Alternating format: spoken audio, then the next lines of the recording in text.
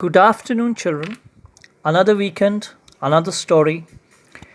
And this time, again, we are going to read a story by our dear favorite writer, Ruskin Mont. And this is a very interesting story that I'm going to read out to you. In fact, it's more interesting maybe than the last one as well. So let me show you the story straight away. It's called The Wind on the Haunted Hill. Haunted means where you find ghosts. All right?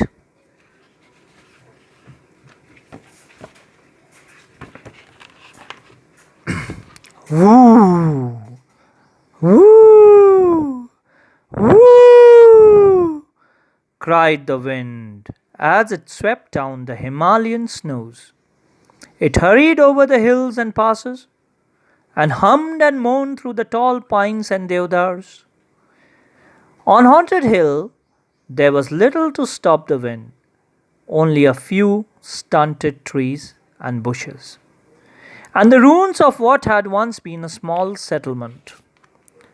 So, see, there's a small settlement, there's a small village, which is no longer, it were the ruins. All right, you see the prayer flags also we have. On the slopes of the next hill was a small village. People kept large stones on their roofs to prevent them from blowing away. There was nearly always a wind in these parts. Even on sunny days, the doors and windows rattled, chimneys choked, clothes blew away. Three children were standing beside a low stone wall, spreading clothes out to dry. They placed a rock on each garment. Even the clothes fluttered like flags and pennants. Usha, dark haired and rosy cheeked, struggled with her grandfather's long, loose shirt. She was 11 or 12. Her younger brother Suresh was doing his best to hold down a bedsheet, while Binya, a slightly older girl, Usha's friend and neighbor, was handing them the clothes at one at a time. So you see here, look here, Usha, her brother. Look at the houses with stones on the rooftops.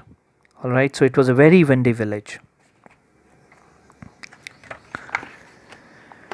Once they were sure everything on the wall was firmly held down by rocks, they climbed onto the flat stones and sat there for a while, in the wind and the sun, staring across the fields at the ruins on the haunted hill.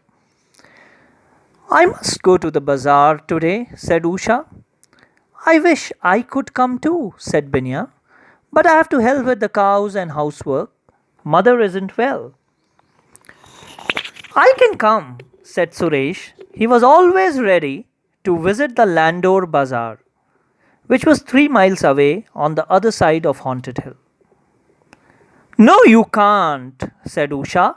You must help grandfather chop wood. Their father was in the army, posted in a distant part of the country, and Suresh and his grandfather were the only men in the house. Suresh was 8, chubby, and almond eyed. Won't you be afraid to come back alone? He asked. Why should I be afraid? There are ghosts on the hill. I know, but I'll be back before it gets dark. Ghosts don't appear during the day. Are there many ghosts in the ruins? Asked Binya. So, see the conference of 3 children. Grandfather says so. He says that many years ago, over 100 British people lived on the hill, but it was a bad spot, always getting struck by lightning. And they had to move to the next range to build new houses. But if they went away, why should there be any ghosts? Because, grandfather says, during a terrible storm, one of the houses was hit by lightning, and everyone in it was killed. Everyone, including the children. Were there many children? There were 2 of them, a brother and sister. Grandfather says he has seen them many times when he has passed through the ruins late at night. He has seen them playing in the moonlight. Wasn't he frightened? No. Old people don't mind seeing ghosts. So that is the imagination they are putting. You see two figures with shiny eyes? Hmm. Usha left for the bazaar at 2 in the afternoon. It was about an hour's walk. She went through the fields, now turning yellow with flowering mustard, and then along the saddle of the hill and up to the ruins. The path went straight through the ruins. Usha knew it well. She had often taken it to the bazaar to do the weekly shopping or to see her aunt who lived in the hill station. Wild flowers grew in the crumbling walls. A wild plum tree grew straight out of the floor of what had once been a large hall. Its soft white blossoms had begun to fall. Lizards scuttled over the stones, while a whistling thrush, it's a bird, its deep purple plumage glistening in the soft sunshine, sat in an empty window and sang its heart out. So Usha is on her way to the market. And she has to pass the ruins, imagine. Usha sang to herself as she tripped lightly along the path. Soon she had left the ruins behind. The path dipped steeply down to the valley and the little town with its straggling bazaar. Usha took her time in the bazaar. She bought soap and matches, spices and sugar.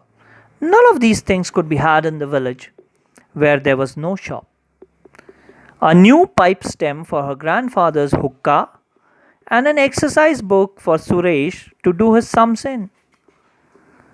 As an afterthought, she bought him some marbles. Then she went to a mochi's shop, cobbler's shop, to have her mother's slippers repaired. The mochi was busy, so she left the slippers with him and said she would be back in half an hour.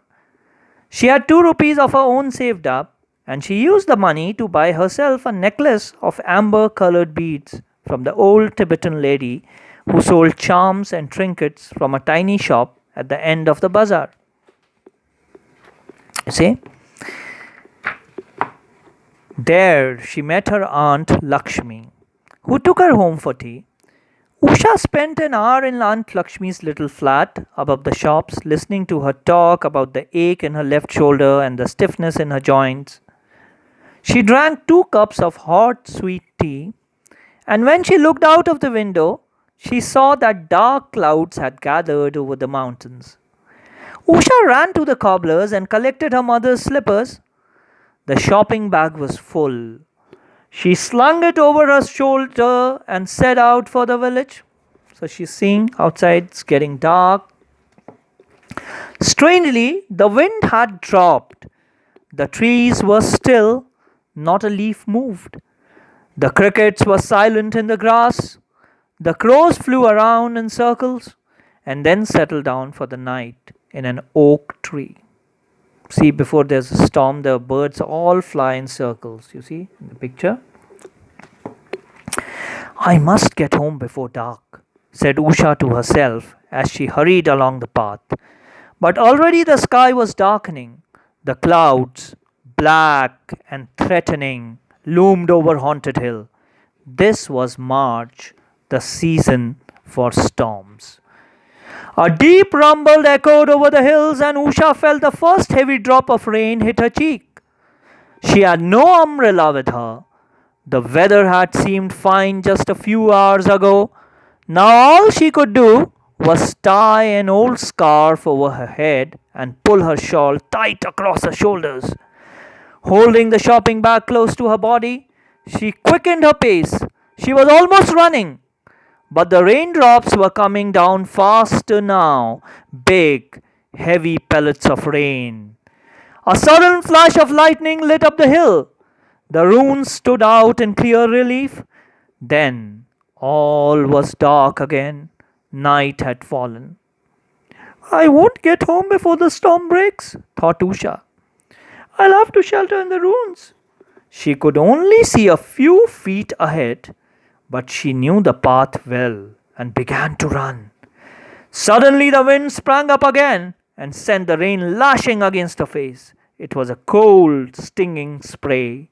She could hardly keep her eyes open. See, look at this, the pellets of hail coming in. I'll take a break here and record the rest of the story in the next video. There will be two parts.